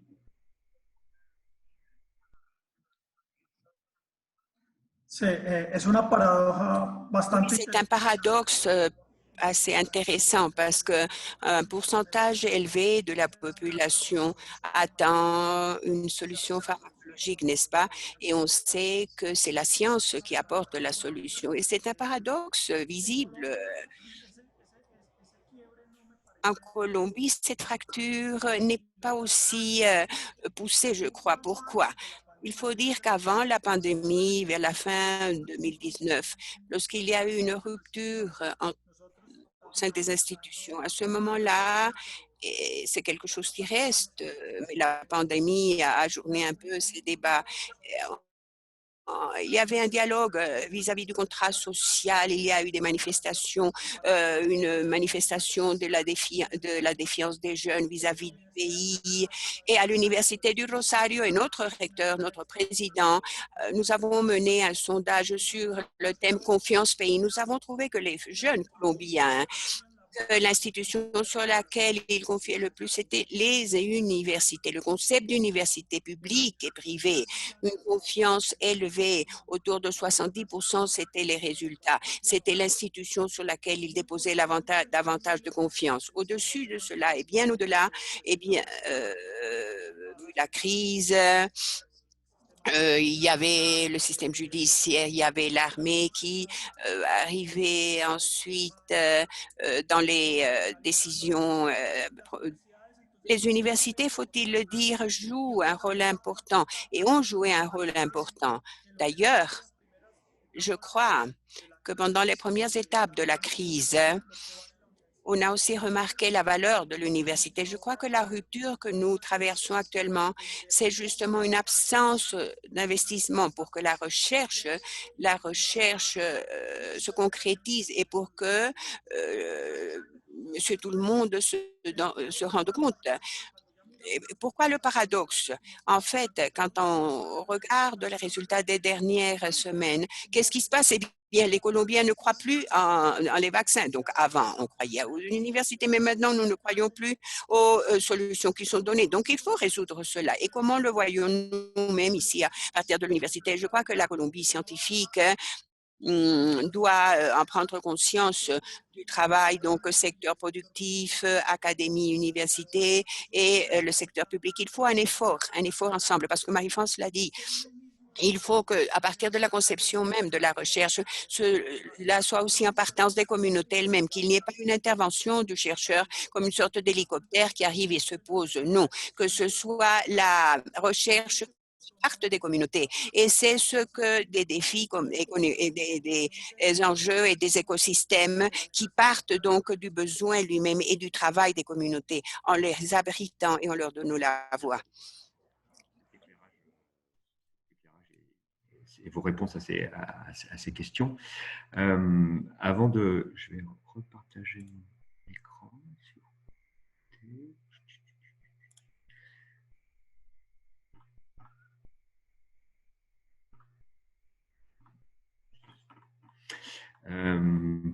C'était pour vous dire que oui, par rapport aux différentes interventions, donc nous remercions bien évidemment les deux ambassadrices et les ambassades de Colombie en France et de France en Colombie pour leur soutien, Marie-France Mamzer et Juan Miguel Gallego. Et avant de passer aux propos conclusifs de Marco Aleman, qui n'a pas pu être avec nous aujourd'hui, mais qui nous a proposé une vidéo, j'étais en train de penser justement que sur l'étape 2 que nous souhaitons formaliser après ce webinaire, après toutes les interactions, tous les débats qu'on a eus, mais l'idée, bon, on avait parlé du livre blanc, d'une collaboration, de co-construction de projets de recherche justement à des fins internationaux, la proposition de cours et de formation. Ça avait en lien avec ce qu'on vient de discuter par rapport aux acteurs et aux citoyens en particulier, et j'étais en train de me dire qu'il serait intéressant que nous puissions réfléchir tous ensemble, comme le disait Marie-France, à ouvrir nos laboratoires, à comment inclure les citoyens, inclure aussi le grand public et les autres parties prenantes, avec des partenariats public-privé, et pas uniquement nous en tant que chercheurs, bien évidemment, de ne pas rester dans notre tour doré, mais de pouvoir proposer aussi comme le disait Juan Miguel, aussi une divulgation, une information par rapport à ces thématiques. Pour finir, nous avons la chance et l'opportunité d'avoir une vidéo de conclusion de Marco Aleman, qui est sous-directeur général du secteur des écosystèmes de propriété intellectuelle et d'innovation de l'Organisation mondiale de la propriété intellectuelle. Marco Aleman est docteur en droit de l'Université Javeriana de Bogota, est aussi un doctorat en droit de l'Université d'Alcalá de Henares à Madrid.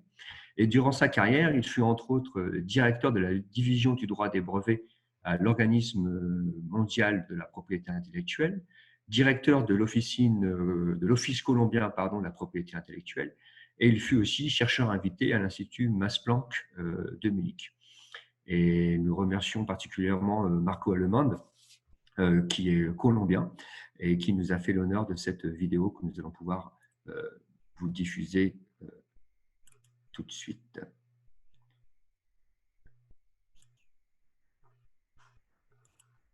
Si Jonathan tiene la mano.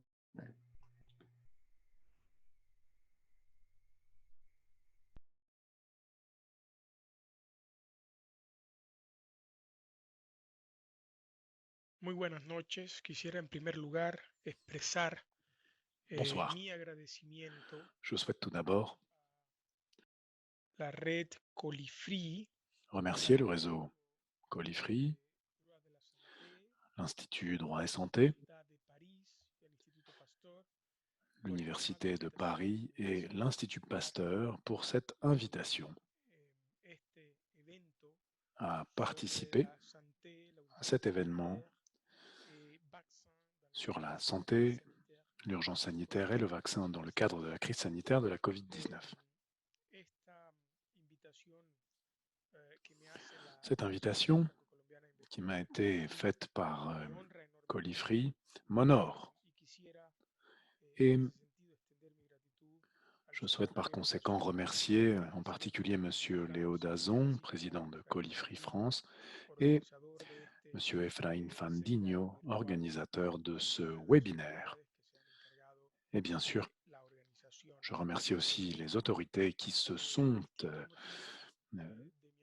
qui ont permis l'organisation de cette série de webinaires. Je m'excuse, mon agenda ne me permet pas, mes activités ne me permettent pas de vous accompagner en personne, mais j'ai décidé de vous envoyer une courte présentation en vidéo pour pouvoir souligner l'importance du rôle de la propriété intellectuelle pour faciliter les développements qui nous permettront de traiter la maladie de la COVID-19 et d'autre part, la question de l'accès aussi ample que possible aux progrès scientifiques qui sont rendus possibles par les découvertes qui sont faites dans ce secteur.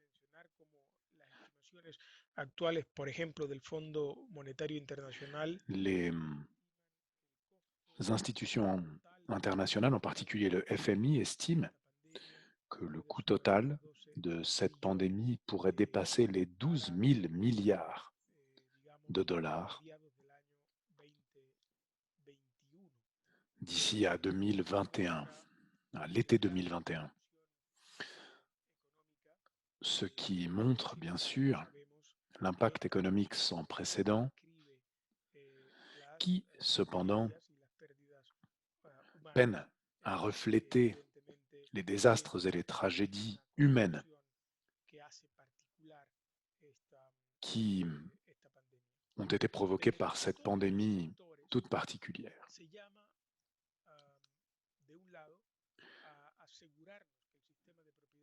Tous les secteurs impliqués insistent sur l'importance que le système de propriété intellectuelle remplisse sa mission, c'est-à-dire celle d'un système utilitaire visant à promouvoir par la voie d'incitation et d'encouragement que certains acteurs innovent dans le domaine scientifique.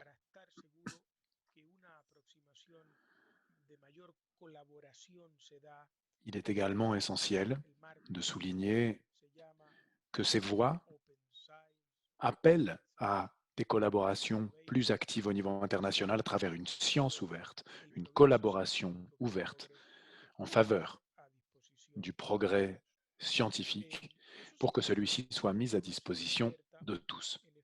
Ces systèmes d'innovation ouverte impliquent différents éléments qui leur permettent de fonctionner. L'un de ceux-ci, à mon avis, est très important et il s'agit du rôle de la coopération internationale afin que ces mécanismes de collaboration puissent progresser. C'est pourquoi les débats en cours dans des organisations telles que l'Organisation mondiale de la santé, l'Organisation mondiale du commerce ou l'Organisation mondiale de la propriété intellectuelle sont finalement l'incarnation de cette coopération internationale. Un autre aspect fondamental est lié au gouvernement et aux décisions que ceux-ci peuvent prendre afin que différents acteurs, de façon conjointe et solidaire, puissent trouver des solutions à certains de nos problèmes. Ces mesures impliquent par exemple l'adoption de régimes de propriété intellectuelle adéquats, solides, justes, efficaces.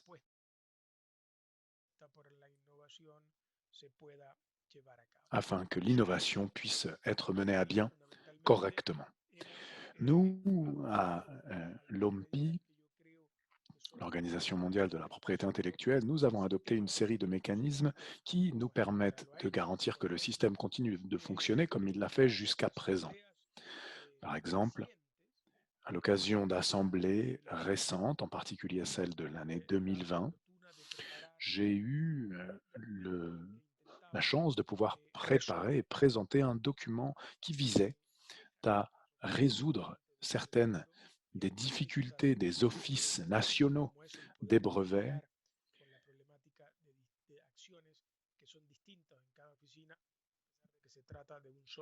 pour parfois traiter, gérer des inventions au niveau national quand ce sont des inventions qui ont un impact mondial. La protection internationale des brevets est un sujet complexe. La possibilité de demander un brevet international dépend de la capacité de respect des délais, en particulier de ceux qui sont liés au droit de la priorité au niveau national. J'ai présenté au document P/A/56/1 l'interprétation d'un traité très ancien qui est la Convention de Paris de 1883, à la lumière des évolutions technologiques actuelles, même si à l'époque, ces technologies étaient inconnues et la possibilité d'un dépôt électronique de demande de brevet n'existait pas à l'époque. Mais finalement, cette Convention de Paris de 1883 contenait certaines dispositions qui nous permettait de réfléchir de façon adéquate à l'adoption de brevets internationaux rapidement. Et c'est l'une des contributions que l'OMPI a fait pour permettre aux offices des brevets nationaux de pouvoir fonctionner dans l'urgence et dans des dynamiques de coopération internationale visant à l'adoption de mesures harmonisées d'un pays à l'autre qui permettent par conséquent de continuer à utiliser le système des brevets pour défendre et protéger l'innovation. Par exemple,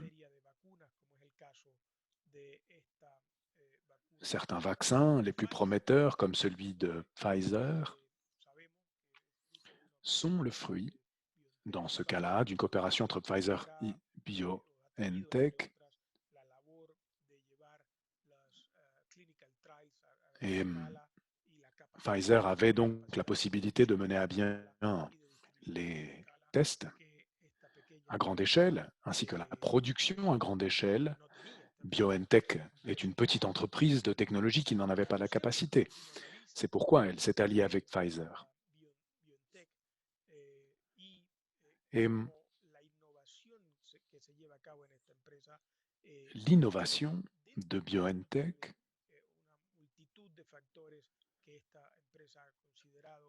répond à une série de facteurs qui ont été considérés et étudiés par BioNTech, mais aussi son business model. Et ce sont aussi bien BioNTech que Pfizer des utilisateurs du traité de coopération en matière de brevets, le PCT, ce qui reflète une conversation permanente entre le mécanisme d'innovation très dynamique de ces entreprises et le PCT pour la protection de ces innovations. C'est d'ailleurs très encourageant de regarder les demandes de brevets de 2020 en comparaison avec 2019, puisque au mois de septembre 2020, tous les mois de l'année étaient marqués par un niveau de demande de brevets supérieur au même mois de l'année précédente, c'est-à-dire 2019, ce qui démontre bien que l'activité d'innovation continue et les dépôts de brevets reflètent le lien entre ces questions et l'innovation. Et ceci est un bon signe dans tous les domaines. Et l'un de ces domaines est celui des vaccins, bien sûr, mais ceci s'applique également à celui des dispositifs médicaux, des outils de diagnostic, etc. Mais prenons l'exemple des vaccins. Lorsqu'on parle de vaccins, on ne parle pas que de la substance qui est inventée. Lorsque l'on invente une substance, on peut la breveter, mais il y a d'autres demandes de brevets. Par exemple, le processus de communication du vaccin, la méthode d'administration du vaccin, l'utilisation du vaccin dans un protocole de traitement, les kits qui doivent être utilisés pour l'application du vaccin. Tous ces domaines sont de différentes natures et la protection de la propriété intellectuelle et des brevets s'y applique. Ce que nous avons vu dans le cadre de la COVID, c'est que les vaccins traditionnels, comme les vaccins à virus atténués, qui est bien sûr une méthodologie tout à fait valide aujourd'hui pour générer des vaccins, eh bien, sont utilisés et sont brevetés. Il y a également les virus, les vaccins à virus inactivés qui sont également utilisés.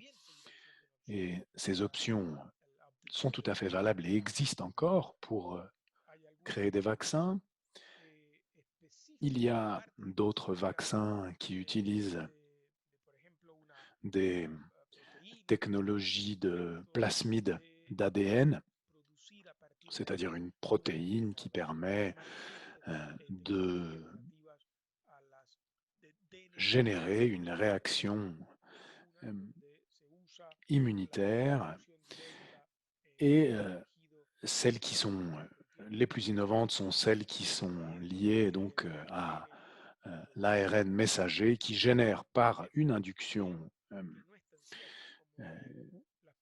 génétique une réponse immunitaire face au virus. Et beaucoup de patentes, beaucoup de brevets demandés s'appliqueront probablement aux nouvelles technologies, mais d'autres pourront peut-être faire référence à d'autres technologies qui sont déjà disponibles sur le marché. Par conséquent, il est utile d'adopter différentes mesures pour s'assurer que les vaccins ne soient pas protégés par des brevets qui constituent des obstacles pour l'accès des patients aux vaccins. Et dans ce cadre, les différents vaccins qui sont en cours, AstraZeneca, Johnson & Johnson, Moderna, Pfizer, nous permettent d'envisager qu'il y aura plusieurs options disponibles. Mais que se passe-t-il? Eh bien, le système des brevets permet d'attribuer des droits exclusifs visant à encourager l'innovation. C'est pourquoi certains pays se sont assurés que dans le cas d'un besoin impérieux de caractère sanitaire, il faudra peut-être passer outre certains brevets afin d'assurer l'approvisionnement en vaccins pour certains pays. C'est pourquoi le Canada ou d'autres pays ont demandé à ce que l'accès à certaines technologies soit facilité. En Allemagne, par exemple, la loi par laquelle sont adoptées certaines mesures de riposte face à la COVID-19 autorise le ministre de la Santé à outrepasser le droit des brevets pendant la période de la pandémie. Et pour cela, l'Allemagne a déposé un recours en vertu d'une disposition du Code international des brevets qui leur permet d'utiliser la mesure de licence obligatoire afin de garantir l'accès aux technologies de vaccins. Mais au-delà des pays que je viens de mentionner, le principe général du respect des brevets est par ailleurs préservé, bien sûr. Personne ne doute du fait que les brevets stimulent l'innovation. Mais s'il venait à y avoir un problème, une urgence particulière, cette loi des brevets doit pouvoir être écartée au profit de la santé des populations. C'est pourquoi les mécanismes de licence obligatoire existent dans de nombreux pays. À partir de l'intérêt public, il y en a en Allemagne, en Australie, au Brésil, en Finlande, dans de nombreux pays. Par exemple, le Danemark établit que situations d'intérêt public peuvent être liées à la sécurité nationale, l'accès de la population aux produits médicaux, les aliments, la fourniture d'énergie et les infrastructures de communication. C'est pourquoi la question de l'accès à des médicaments répond également à l'intérêt public. Le système des brevets dispose de réponses aux tensions qui peuvent être générées entre la volonté de protéger et d'encourager l'innovation d'une part et de garantir l'accès d'autre part. Les titulaires peuvent choisir de privilégier leur intérêt particulier, mais dans ce cas-là, le système international des brevets peut prendre certaines mesures. Mais des entreprises pharmaceutiques ont choisi de déposer des brevets dans un grand nombre de pays, de déposer des licences obligatoires dans différents pays pour que certains pays puissent, pour que les technologies soient disponibles au niveau mondial, ou par exemple Moderna, qui établit que la propriété intellectuelle est fondamentale pour stimuler l'innovation. Cependant, pendant la pandémie, Moderna ne prendra pas de mesures spécifiques de défense de ses brevets relatifs aux technologies de lutte contre la COVID-19 contre des personnes ou des institutions qui souhaitent les utiliser. Il y a donc une disposition même de l'industrie pharmaceutique à collaborer pour pouvoir résoudre tous ensemble les problèmes auxquels nos sociétés font face.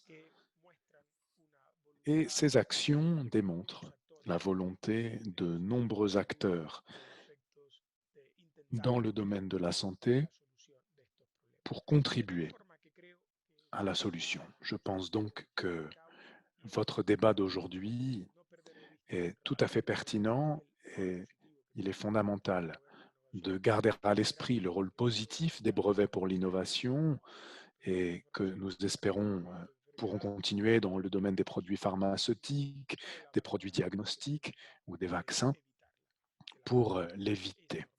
D'autre part, cependant, il est bien normal d'identifier les actions qui pourraient être justifiées dans le cas où les propriétaires, les titulaires de ces brevets, abusent de leurs droits.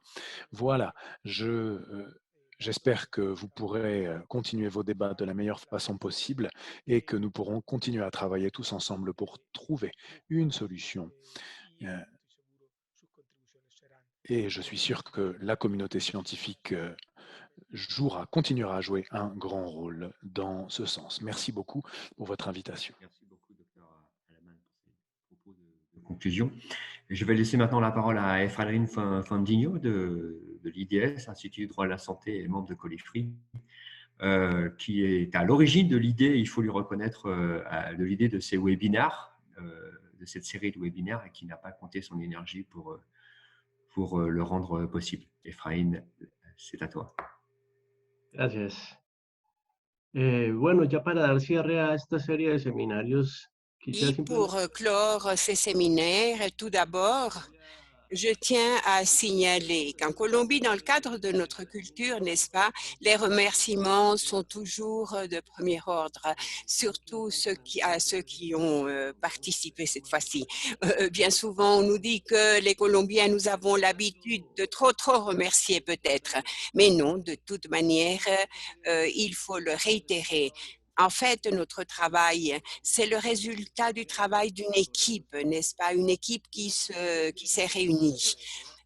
Pour commencer, grand merci à tous les conférenciers, à tous nos intervenants au cours des 4 webinaires.